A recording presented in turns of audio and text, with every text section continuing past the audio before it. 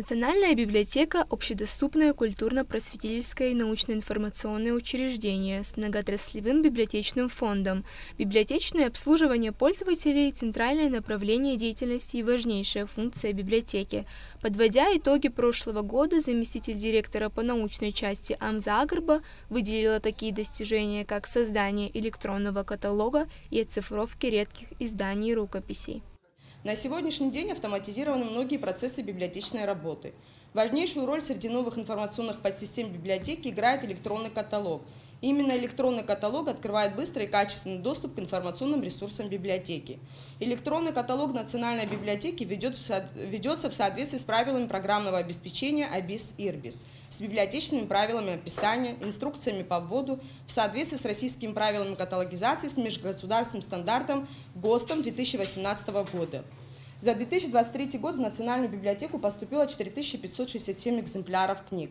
Все книги введены в электронный каталог, и на каждый документ распечатано необходимое количество каталожных карточек и индикаторов. Здание Национальной библиотеки было капитально отремонтировано в 2015 году. С этого времени все содержимое книгохранилища находится в первичном состоянии. Также сохраняется профессиональный уровень специалистов, проводятся различные повышения квалификации за рубежом. К примеру, в прошлом году 2 сотрудников учреждения прошли онлайн-обучение в России, отмечает директор библиотеки Борис Чалария. Они ездили еще, работали в режиме онлайн на местах, а потом на неделю ездили в саму Москву и там успешно себя проявили. Вот. Так что мы вот таких подготовленных, знаете, специалистов имеем уже 2. Это Асида Тамазовна, поздравляю. И вот такая группа изданий. Они будут нам годиться. 2, там, Лаина, Черкесия. Пожалуйста, вручаю. С отчетом о деятельности хозяйственного отдела выступил заместитель директора по хозяйственной части Юрий Бжания. Он отметил необходимость соблюдения норм безопасности в здании библиотеки. Из-за света, из-за воды портится имущество. Чтобы вот этого не было, я прошу иметь в виду всегда, каждый день, каждый час, каждый сотрудник, начиная от охранника и библиотекаря и руководства, это мы отвечаем за сохранность.